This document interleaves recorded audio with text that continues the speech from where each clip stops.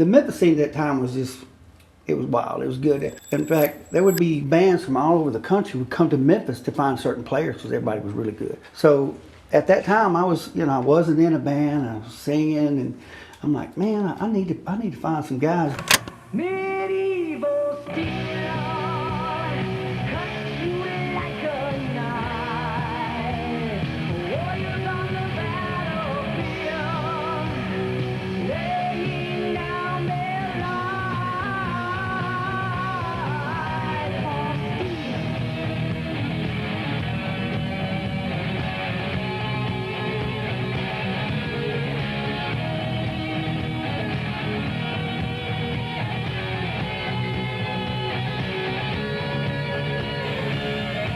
I was in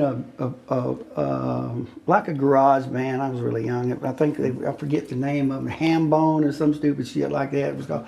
But we were in Arkansas, and I thought, well, there ain't gonna be nothing happening over here. So I decided to move to Memphis, and I didn't think that it was gonna work out like it did. Me being able to, the guy next to me, recorded me singing while I'm working on my old truck, and then next thing you know, he knew some people, and I was like, this is fate, man. This is something to this. Yeah, so this happened. It was a good thing. Chuck was like beating on my door the next day. He said, oh, my God, you got a great voice. Let's put a band in. Come sing for my band. Okay. Went out and checked the band out, and I was like, wow, they're pretty damn good. I didn't want them to know that because I wanted them to, wanted to make them sweat a little bit. They said, well, what do you think? You want to join us?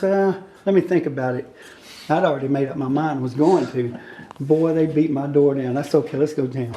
Okay. But the very first time that we got in there, man, it was like, I'm getting chill bumps thinking about it. It was magical. We knew right off we had something, so it was good. Well, back in the day, Memphis was the hangout. There was all kinds of rock bars, and original bands were everywhere, and that's what was cool. That's what brought me to Memphis, was all the original music and all the heavy music, and that's what I grew up listening to, so that's what I wanted to do. And it was just real easy to jump into something like that, in Memphis at the time. So and Medieval Steel was different though, because there was a hard rock scene, but not so much the metal scene that we were playing, and so that's what attracted me to the band in the first place, is because I grew up with Judas Priest and Iron Maiden and Black Sabbath, and here's these guys in leather and studs, and everyone else is kind of glam rock. And there was one club. There was a few clubs, but what would you say? It was Stage Top, maybe? Stage Top, maybe. It was called the Stage Top. And dude, if you had to get out there early, because it was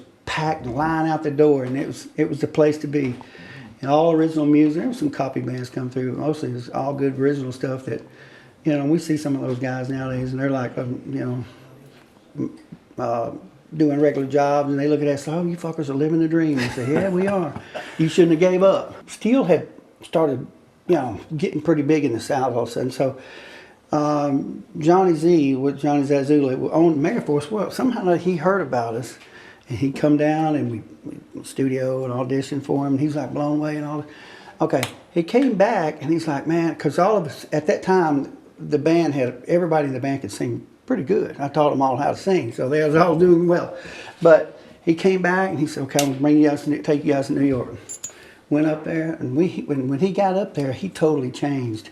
He said, well, I'll tell you what, I can get you guys a record deal, but you got to get rid of the Medieval Steel name. You got to do a different style. Right off the bat, I'm like, hey, dude, this is not what I signed up for, motherfucker. So I ain't doing this shit. But I hung in there because, we did a couple showcases in New York, and here's 6 major record labels loving us. And I thought, well, maybe I'll ride this out and see if I can get my foot in the door and start my own thing.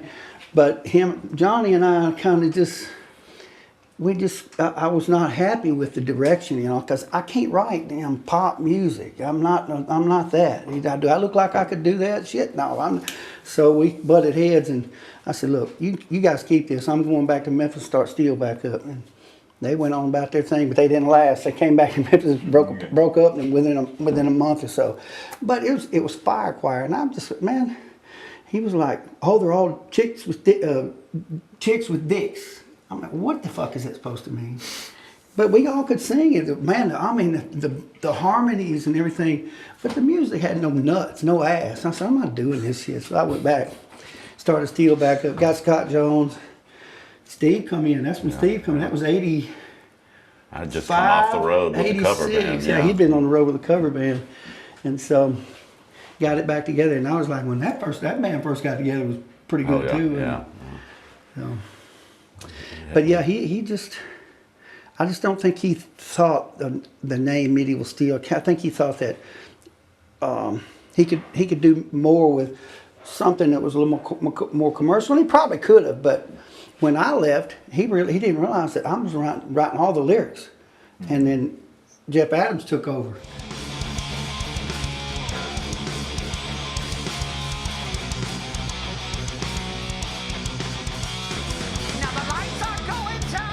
And so we got out of that contract, but I will say that as far as record labels go, on the new record coming out, we are going to be looking for a record label on that, so put that on there too.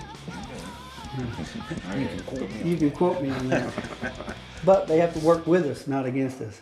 The song actually came before the name of the band.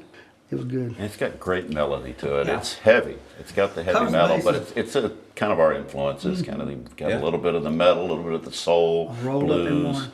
Yeah. So I remember when I first heard that song on the radio before I was in the band, and it's just like I've not heard anything like this from Memphis. Yeah. Yeah, So Bobby called me and asked me to play in the band. I was like, oh, absolutely. He said, I hell can't wait yeah. for this. And, When's our rehearsal? yeah, he gave me 20 songs. You got a week to learn them. We're playing in Jackson, Tennessee in a week. Yeah, that's right, we did. The pressure was on you. That's right. That's like when this guy here still doing That's that like stuff. when he come and audition for us. Okay. See, we tell him stories. Yeah. We ambushed his They ass. baited me. See, He's it one of was the best guitar players in the region over there, if not the And- country and- over there. So yeah, they called me and said, "Hey, what are you doing over Christmas?" I'm like, I'm just hanging out. What's up? Oh, come down and just jam with us. Just come down and hang out. Let us send you a few songs.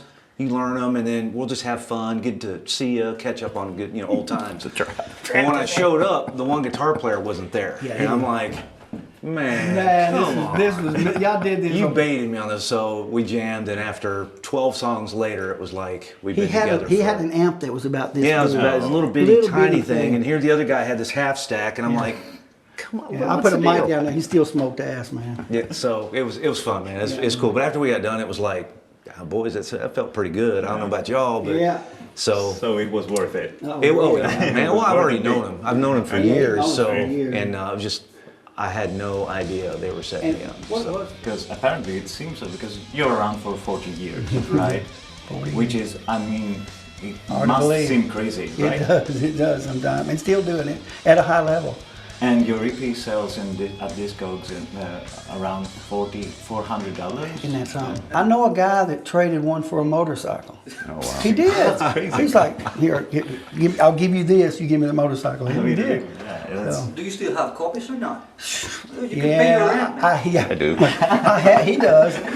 My mother has a few of them, but boy, you see guards them. She's got them hanging on the wall in her room. You can't get close to them. I won't I give him saw it mine. He yesterday, wants like mine. 500 euros, like for the red EP, Wow. for, Yeah. 500 euros. Okay, A guy from Greece. Yeah, they are in early 2024. Germany is going to re-release the EP in vinyl only, though. So Nice. it'll be good. Yeah. Yeah. So for me, I mean, that's what I was grown up listening to. My brother's 10 years older than me, so he was listening to Sabbath, Rainbow, Deep Purple, all those guys, and then I kind of took it to the next level with Priest and Maiden and all that stuff. And I don't think any other way. It's Yeah. really weird to describe, but when I hear music, I hear heavy metal. That's just because that's who I am. Nothing And else it's matters. Yeah, nothing else matters. So, to me, it touches a place that's with the fantasy stuff, the Conan, all that Norwegian, folklore and all that stuff. It's just so interesting, and it's easy to write about because of how I was brought up in music, Yeah. from the heaviness. The music comes out, and then when I start writing a song with Bobby, he's got these lyrics, and they just like, God, that's awesome. Let's do this, and the songs they just come out, and it's too easy. It's just what I am. So I'm. Yeah, I think that- Well, I don't know if metal will ever reach its heyday that it was once before when you had Iron Maiden and Judas Priest, biggest bands in the world, but it's never going to go away as long Yeah. as you have the faces of the crowd out Yeah. there, and it's alive music. They Yeah, come to see and- it, and that's where the music really comes across. And to react to the crowd when you are in your element and you're just doing it and you're right there with them. There's no better energy on the face of the Yeah. planet than having thousands of people right there with you in that energy, and you're just like, I want to stay here forever. You know what I mean? You don't get It's- that it's- in any other music. No No drug other or music, nothing's gonna you get know? that for you. You know, I've played in front of tens of thousands of people before, and a smaller crowd of 4,000 or 5,000 in that element is bigger than 25,000 in a regular rock Well, you element. connect to them. You More do. intimate. It's intimate, but there's just that connection that they have with that primeval Yeah. element. That's Rawness that in it. rawness that's in metal. That just you can't Can't comprehend. Can't No. duplicate that. can't duplicate it.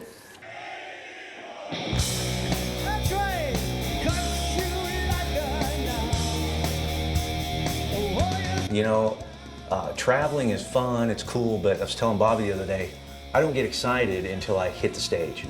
And when I hit the stage, it's like, let's do this. And that's where I'm just like, yeah, I'm just pumped. And when it's over with, we do our thing, and it's like, okay, hey, cool, I'm in Greece. Yeah, okay. When's the next show? Yeah. You know, that's the kind of thing I'm waiting for that next pump up of energy and stuff. So it's cool. So if you're going with the masses, they're going to call it a counterculture because of the implications, that kind of thing that they say it says. Me, Devil worship it's a and culture in shit. its own. Yeah. It's a different entity altogether to me. But you know, I'm in it, but you know, I can still kind of step out and see where, you know, the majority will say, oh, this is a counterculture, this is bad for us, blah blah blah. No, it's not. You know, this is just where the people that don't know really how to convey their emotions or their thoughts, that's where they go, because it's easier for them to let loose with people like them. Absolutely good. You know, and I don't think it's a counterculture at all. I think it's a culture all in itself. But that's just me. You know. What do you guys think about it? I mean, I'm what he said describes it perfectly. More what I'm thinking. Yeah, I think it depends on who you ask. Yeah. As he said. I mean, Yeah. the masses are going to say it's a counterculture, but I agree with him that it is a culture in of itself.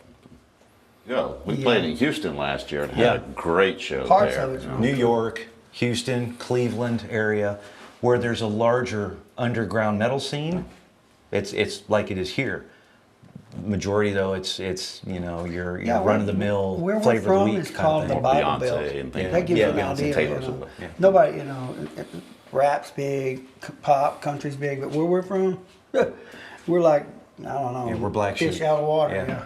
yeah. But you know, that just gives us more motivation to keep doing what we do. You know. Yeah, we know where we belong. Yeah. You know, where we feel comfortable and where the people want us. So that's where we go. Yeah. You know, and that's, if it's over in Europe, then so be it. It's in Europe. If there's places in the States that want to hear us, we go there. Like we're playing in San Diego. That's a big metal fest out there, and you know, we'll go. Parts of California. Yeah, parts of still. California still. So North, some up north. Yeah. And Florida a little bit. a little too. bit. Yeah, but just certain places. Texas. Oh, good. Man. Yeah, yeah. The funny thing is, we'll have people coming from Mexico, South Yeah. America, coming to the States Coming to the see us States play. to see us. And this is amazing, I Yeah. guess, for you. Yeah. Oh, it's awesome. I think We it's played great. in Bogota, Colombia, and there was a group that flew from China to come Oh see. my God. I'm like, what? Yeah, They couldn't and- speak English, and they're like, they knew how to say autograph, and I was like, I was out there for a long time. that's so signing autograph. beautiful to I was like, how Yeah. many of you have? There's 15 of us flew from China. Yeah. I'm like, well, yeah, because we're probably not going to be able to go over there. I guess that's where you're going to be able to We had see. people in Chicago from Mexico. Never seen every though, man. Yeah, true. Yeah. So it's you know, it's that, you know, those fans that are loyal like that. That's what keeps us going. You know, I mean, they want to see us. They want to hear new music, and that's, you know, that gives us the drive to keep going. Because you know, I'll tell you, sometimes you get older and you're like, oh man, is this worth doing this anymore? And then you play a show and you go, oh hell Oh, yeah, well that's absolutely, not yeah. even a question Yeah. anymore. You As know, soon as you those just lights oh, go yeah. down, Yeah. you get that adrenaline. Crowd rush. Yeah, it's Yeah. just like, of course it's worth it. Let's do this. You know, so. Can't wait for the next one. Yeah.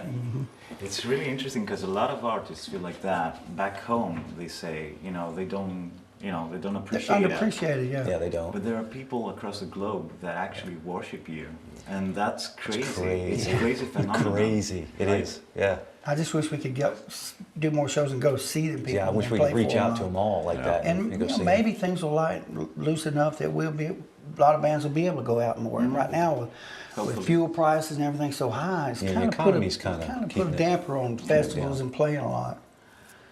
But we're gonna be ready in case when it does loosen up, we'll be ready. We're stoked. We've got a new record coming out. And it's a big dude, man. Nice. It's It's got gonna be some killer, cool man. stuff on it. We're Yeah. all stoked. And The inspiration, I guess I would say, is a lot of times the way I'll do it is I'll maybe hear something, or like somebody will say something, or I'll hear something that I think is a catchy title or something. So I'll just jot it down, and then I'll shoot it over to him and these two guys, and next thing you know, they bring it back. I mean, we got a song. It's good. The last words are from you to your fans.